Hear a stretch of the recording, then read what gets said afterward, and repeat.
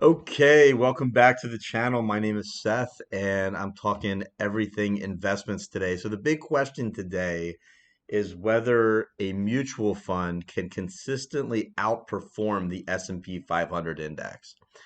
So for those of you who don't know, the S&P 500 is a widely tracked index. It tracks 500 of the biggest companies on the U.S. Stock indices, and it's very widely tracked. It's very widely invested in. Um, Many professionals and many experts uh, advised to invest in the S&P 500, which does in fact outperform at least 80% of the mutual fund managers out there. So, if you don't want to do your research, if you don't want to do your homework, and you just want a real good, solid investment, the S&P 500, a lot of people say is a great low cost investment to invest in. You can invest through a mutual fund. You can invest through an exchange traded fund. Very similar kind of stuff. So, I wanted to talk today about a fund that actually has beaten the S&P 500 over a long time period, and that is the Yacktman Focused Fund, YAFFX. And I'm going to talk a little bit about their performance since 2000, and then I'm going to talk about their performance since the crash of '08. And it's kind of a tale of two cities there. So so stay tuned. Um, so I've created a little spreadsheet here. These are the actual returns. The purple is the Yacktman fund. The orange is the Vanguard S&P 500 fund, but it could be any S&P 500 fund is going to perform virtually identically to it. So I basically started each with a $10,000 investment. Okay, Yacktman starts with a 10,000. The Vanguard S&P 500 starts with a $10,000 investment. And as you can see, um, by September 30th of 2021, so a few weeks ago, Yacktman, if you had kept the investment, you hadn't touched it, reinvested all the dividends, you would have almost $108,000. So you've almost 11x'd your money. You've multiplied your money by 11 times since 2000, which is pretty amazing. Is pretty amazing. The S&P 500 has done well, but it hasn't done nearly as well as the Yacktman fund. You've totaled 48,695. So you've almost quintupled your money. And if you want to know percentages, Yacktman has done 11.99%, just about 12% per year compounded since 2000, whereas the S&P 500 fund hasn't done bad. It's done 7.8%, but obviously we'd all rather have a 12% compound than a 7.8% compound. Um, there's a few things there's a few things I attribute to this to. Um, the biggest thing, in my opinion, is um, looking at the 2001, 2002, and 2008 performances. This performance, and this performance. So in 2000, 2001, 2002, and 2008, the S&P 500 was down double digits. If you look, the $10,000 from the S&P 500 goes down, down, down. It goes up a little bit in 2006, but goes back down because of 2008. And you're really not back to your $10,000 level until 2009. So basically, if you sit in the S&P 500 for 9 years from 2000 to 2009, you don't make a dime. You actually lose $16. Okay, which is absolutely just uh, horrific, to be honest.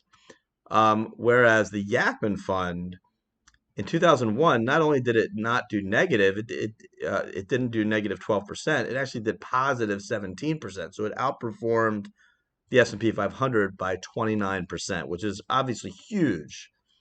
And then the next year it outperformed by 37%. It did 15% versus negative 22% for the S&P 500. And then finally in 2008, it still was negative, but the S&P 500 was down 37%, whereas Yachman was only down 23%. So you can see that if you compare the 10,000 for the Yachman to 2000, remember in 2009 we were back to where we started, 99.84.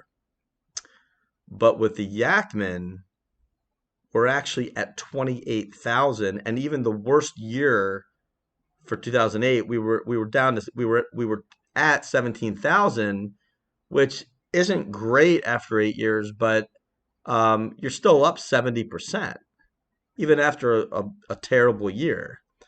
So one of the main reasons that the Yachman performed so well over these 21 years are these first 10 years. And it definitely did not hurt that it did 63% the year after the crash, whereas the S&P 500 only did 26%. So those are some of the main points about that. So you might be saying, okay, well, I'm obviously going to invest in Yachman over S&P 500. Well, so not so fast.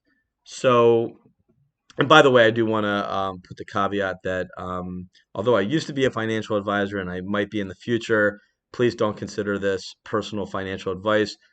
Do your own research, which obviously I've done. I've done a lot of the research myself here, but you have to do what's good for your own unique situation. So please consult an investment professional um, before making any trades. All right, so let me slip to the right here because I know although I can't see my face with this new software I'm using, I know I'm on like the bottom right quadrant, so I want to put this on the left side. All right, so these two, this uh, visual right here is basically taking out the first 10 years, those first 10 years that Yachman just crushed it, right? And so in the 10 years since 2009, or I should say 12 years since 2009, um, the S&P 500 has actually outperformed Yachman. The S&P 500, if you started with 10,000 in 2009, you'd actually have 48,000 now versus 37 with Yachman. Now, again, 15.5% and 12.8%, you can't go wrong with either of them. So basically, the moral of the story is there are funds that over the long term will outperform the S&P 500, but the S&P 500 always seems to, you know, catch up at a certain point, either before or after the outperformance, and you never know when it's going to be. So my suggestion is if let's say, you're meeting with your financial advisor and he says, okay, he or she says, put 25% of your money into large cap equity, which is basically what the S&P 500 is and what the Yachman Focus Fund uh, strives to invest in. Instead of choosing one or the other to put 25% of your money, and again, these are just examples, um, maybe put 12.5% in each, split it down the middle. That way you grab Yachman when it's outperforming and you grab the S&P 500 when it's outperforming. You're kind of hedging your bet a little bit. And to be honest, if you do that, for the left hand side for since 2009, you're gonna end up in the middle. You're gonna end up somewhere around 75,000. I guess I could have put a combination spreadsheet in here, but I did not. So just take my word for it. It'll be right in the middle of around 75,000 since 2000 or since 2000, yeah. And then since 2009, um, it'll be right in the middle too. So it'll be about 43,000 if you split it down the middle. So um, anyway, point is there are funds that outperform. They're not going to outperform every year, and you just want to do your due diligence and you want to research and you want to invest. So anyway, thanks for watching the video. If you liked it, please subscribe, press that like button, and comment your thoughts. Thanks a lot.